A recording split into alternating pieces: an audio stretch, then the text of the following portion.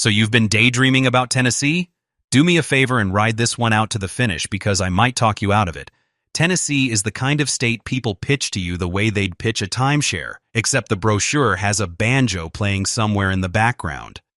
Wide open land, clean air, and the slow realization that you used to hand over $3,700 every month for the privilege of living directly on top of a Pilates studio. And look, for plenty of folks, this place genuinely delivers. But the title of this video is not 10 Reasons Tennessee is a Charming Little Bundle of Southern Sunshine. It's about the things nobody warns you about until the rental truck has already pulled away, and you discover your new neighbor has firm feelings about your voting record, your Sunday plans, the plates on your car, and whether the store-brand barbecue sauce in your cart counts as a personal insult to the region. So let's run the 10 reasons you might regret it almost the second you arrive. Number 10. The famous no-income tax pitch. We pretty much have to open here. Underneath that headline, there's a little hatch in the floor waiting for you, and it's the same trick Texas runs. They skip the income tax and then quietly collect the difference somewhere else. Tennessee absolutely loves reminding everyone that your paycheck stays untouched at the state level. And sure, on paper that sounds wonderful. It's the exact phrase that gets people in California, Oregon, New York, and New Jersey throwing clothes into boxes with the frantic energy of someone fleeing a cursed homeowners association. But scroll down to the fine print, the part wearing camouflage. The state still wants its share. It simply holds out its hand at the register instead. Tennessee carries one of the steepest combined sales tax rates anywhere in the nation, so your salary may walk by unharmed, but the moment you spend $1, a slice of it belongs to the state. Groceries get taxed at the state level too, even with the occasional tax-free weekend and the various political swings at the rule over the years. The takeaway is plain. That tax bill never disappeared just because there's no income tax. It threw on a disguise and went to wait for you in checkout lane 4. This stings far more if you're retired, getting by on a lower income, or stretching a fixed monthly budget. A heavy sales tax lands on everyone, but hardest on the people who spend nearly every dollar that comes in. So yes, Tennessee can leave a little more in your pocket, but if you roll into town picturing some tax-free wonderland, you'll figure out soon enough that the government found your wallet anyway. It just did it while holding a glass of sweet tea in its free hand. Number 9.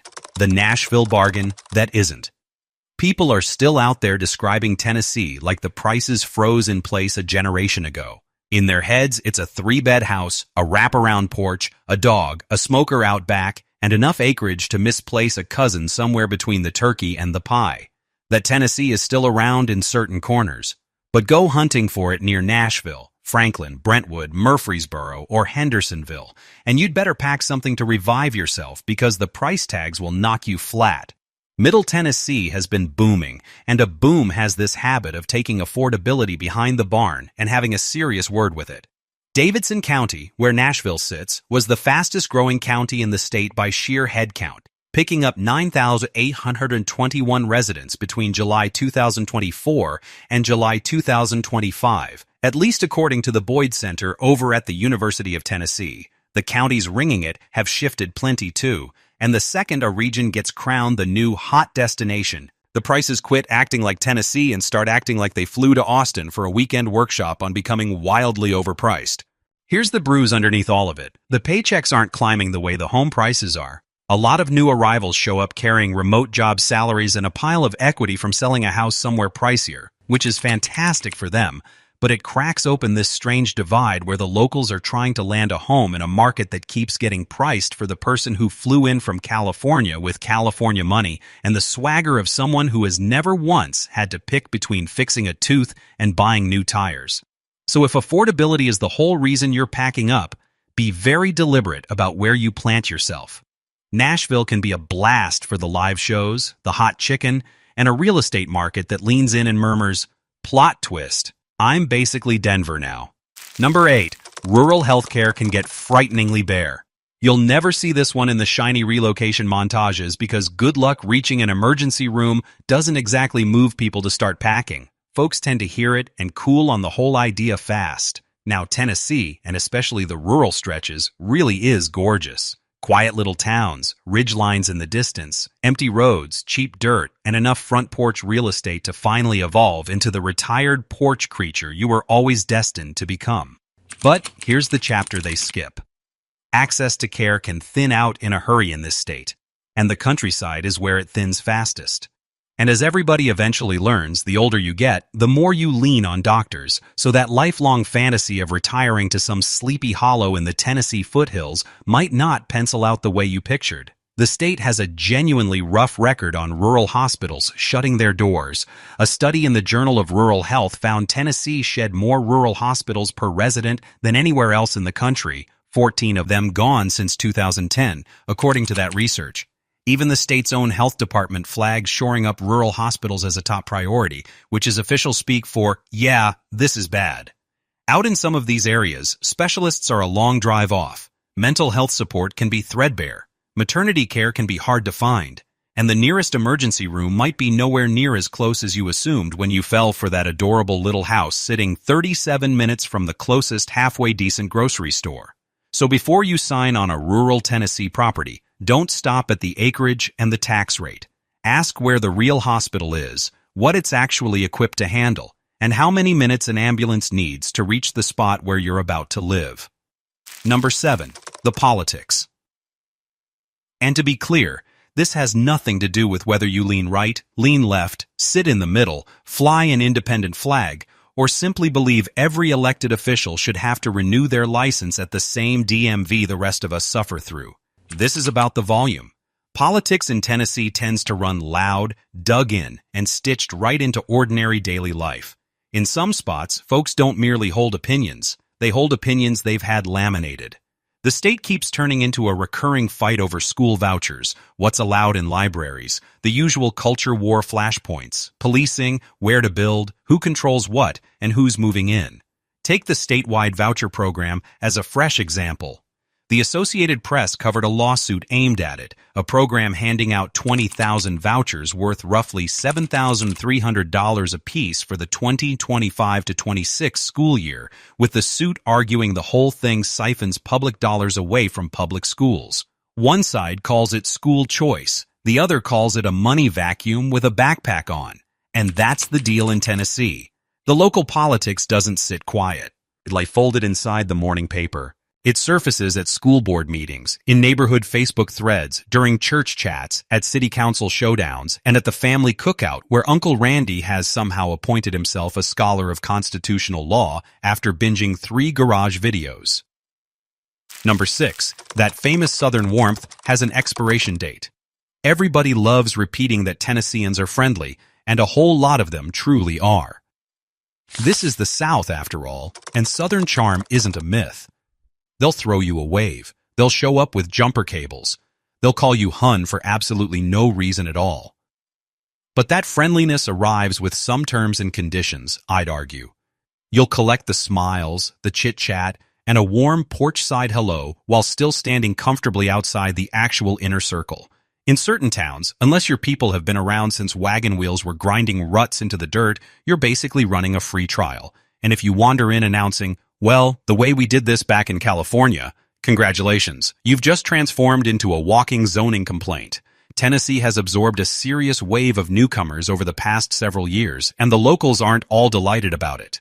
The outsiders catch blame for the whole list. Climbing home prices, which is fair, plus the traffic, the packed restaurants, the changing politics, and the overstuffed schools. Whatever they can pin on somebody, they'd love to pin on the Californians, even though Californians are hardly the only ones showing up.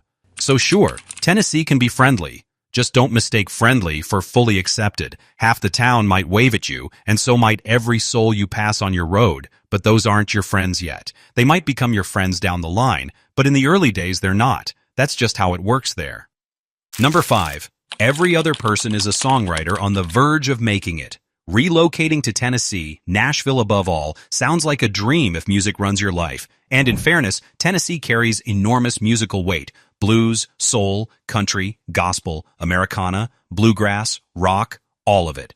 Most states would kill for a scene with that kind of history, and very few cities can touch it. Very few states can either, But Nashville isn't just a good-time music city. It's a place where every single person seems to be 1 degree from the industry. Everybody's penning songs, everybody's got a producer on speed dial, everybody's roommate brushed up against somebody at a label back in 2014. Everybody's got the story. Everybody is some flavor of musician or working an angle in that world.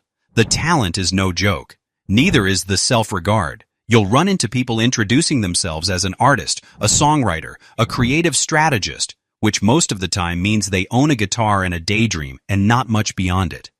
And the tourist flavor of Nashville curdles in a hurry, roaming bachelorette packs, pedal taverns, Broadway bars blasting straight through the walls, and cowboy hats perched on heads whose nearest brush with livestock was ordering the brisket. If live music is your religion, Nashville can be heaven. If it isn't, you may develop a clinical allergy to acoustic guitars and to the phrase, "my sound is kind of hard to pin down." I cannot tell you how many people have said that to me. My sound is hard to define. No, friend, you simply don't know what you're doing yet. Number 4. The job market can shine in spots and sputter in others. Tennessee's economy has real horsepower under the hood. Nashville stacks up healthcare, entertainment, tourism, schools, corporate offices, and a swelling tech sector. Knoxville has the University of Tennessee anchoring it. Oak Ridge sits next door, and there's a professional scene building up. Chattanooga has reinvented itself more convincingly than most mid-sized cities ever manage. Memphis has its troubles, no question. But geography also made it a logistics powerhouse, almost like the universe handed it the entire shipping industry and said, "Here, please don't blow this." Still, the map of opportunity across Tennessee is lopsided. Some new arrivals picture the whole state as one giant hiring spree with a side of barbecue. It isn't. The richest opportunities cluster tightly around the big metros. Buy a cheap dream house out in a small town and you inherit every problem I've already laid out, plus a commute that might run an hour through admittedly pretty scenery just to clock in around Nashville. Sure, remote workers can sidestep all of this, but only as long as the job stays remote. And that's a risky little bet right now because plenty of companies are hauling everyone back into the office. The painful detail there is that a lot of people got real cozy working without pants on. The other wrinkle is pay. Tennessee can undercut the coastal states on cost, but in the lower wage pockets, those savings don't always magically balance the math. So before you commit, don't just eyeball the house prices. Eyeball the wages in your line of work. Count how many employers are genuinely hiring. Check whether you could even switch jobs without leaving the county, because a cheap house bolted onto a thin job market can quietly turn into financial quicksand with a porch swing on top. Number 3. School quality is a real grab bag. This is one of those subjects that lights people up because schools are personal, doubly so once kids are in the picture. Everyone wants to be convinced that their district is thriving, that their kid's school is something special, and that the problems are always happening over there somewhere. Which is sweet. Also, occasionally, completely untrue. Schools have this knack for assuring you they're ranked number 1 in something. Here's the catch. Across the country, there are roughly 1,000 little categories a school can technically be the best at. Almost like somebody invented a pile of them on purpose so every campus could snatch one and wave it around. Sometimes a school really is doing great work and has earned the bragging rights, but if you look closely, every single one of them has some trophy to point at. We're number 1 in such and such. It's a sales pitch. Tennessee has genuinely excellent schools and districts, no doubt about it. It also has areas where the quality, the staffing, the funding, the test scores, and the resources swing wildly. Your kid's whole experience can flip depending on the county, the district, even the specific neighborhood you settle in. Do the homework. Teacher shortages are a national headache, and Tennessee has flagged gaps in areas like math, world languages, English as a second language, early childhood education, and special education for the 2025-26 school year. The Department of Education's 2024-25 vacancy report also pointed out that schools all over the country were running without complete teaching staffs, with special education sitting near the top of the shortage list. That's the national picture, and it's particularly rough in Tennessee. So really, do the research before you decide to uproot your kids here, or before you settle on exactly where in the state you're planting them. Number 2. The growth is outrunning the infrastructure. Tennessee is hot right now. People keep pouring in. Sounds terrific right up until you notice that being popular and being prosperous aren't the same thing. Sometimes popular just means a town getting body slammed by a stack of subdivision permits. Rapid growth squeezes everything. The roads, the schools, the water lines, the sewers, emergency services, the parks, the hospitals, the housing, and the little local government offices that were built for a drowsy county and now have to perform like a junior metro. The planning department rolls into the office one morning and realizes it's become the unpaid nanny for 11 brand new developments, all named some variation of the Reserve. This is exactly where newcomers get blindsided. They show up chasing small-town charm. Then they sit and watch a farm field morph into rows of black-trimmed beige houses, followed by the obligatory Dollar General, a car wash, and a self-storage place. Nothing screams progress quite like bulldozing 80 acres of trees so folks have somewhere climate-controlled to stash their Christmas lights. Something just like that played out right by where I live. When we first landed here, there was this enormous open lot, and I don't mean vacant in the sad sense, no rusted-out cars or junk. The opposite, actually. Beautiful, clearly owned, clearly cared for. Just a massive sweep of grass, big enough to drop 3 or 4 high schools onto, sitting right on a main road. They sold it off about a decade ago, and now I genuinely hate looking at it. Wall-to-wall houses that look fine on their own, but all share walls. Your duplexes, your quadplexes, whatever you want to call them. All that open ground, chewed up overnight, bums me out. But it's playing out all over Tennessee. The villain here isn't growth itself. Growth can deliver jobs, restaurants, mall, medical services, investment, fresh momentum. The villain is growth showing up way ahead of the planning, and Tennessee is wrestling with that in a whole lot of places. So if you're moving into one of these fast-expanding counties, don't take it for granted that the charm you fell for is going to survive the change. All right, before we hit number 1, a quick note if Tennessee is on your radar one way or the other. There's a link down below for a site called Home and Money. They'll connect you with a real estate agent just about anywhere in the country. You'll find it in the description. Okay, on to the big one. And number 1, Tennessee has fallen victim to its own hype. This is the heavy hitter. For years now, the state has been sold as an escape hatch. Escape the high taxes, escape the brutal housing costs, escape the red tape, escape the coastal madness, escape whatever state you're personally blaming for your blood pressure these days. And judging by the comments, some of you can't stand the way I say the word escape, which might be doing wonders for that blood pressure right now. I read the comments, and for a lot of folks, Tennessee really did deliver that escape. But the more people sprint toward the same hatch, the tighter the squeeze gets.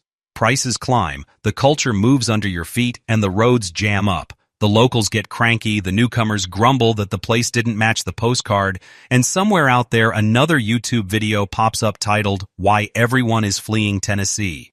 I've cut that exact video more than once, and just like that, the loop restarts. Call it the Great Relocation Merry-Go-Round, cowboy hat and all. The overlooked place turns affordable. The affordable place turns cool. The cool place turns popular. The popular place turns expensive. The expensive place turns insufferable. And then everybody goes off hunting for the next affordable place, all while swearing up and down they had nothing to do with the problem, which is, of course, the precise thing every person says while being a card-carrying part of it. Tennessee isn't wrecked, nowhere near it, but pieces of it are transforming far too quickly. Nashville stopped being a quiet little bargain ages ago. Knoxville keeps drawing more eyes. Chattanooga shows up on every best places list. The Smoky Mountain region has basically turned into a giant short-term rental experiment with bear warnings stapled on. Small towns are getting unearthed by retirees, remote workers, investors, and the kind of people who insist they just want a simpler life while waiving an offer $70,000 over asking. The regret kicks in when people pack up for Tennessee based on a fantasy that expired years ago. The mental snapshot of 2008 level prices, the small-town charm of 1995, and the job market of 2026. That combo simply does not exist, not unless you've also got a time machine and a fake mustache stashed in the trunk. And that'll do it for today. If this one was your speed, the video right over there is probably right up your alley too.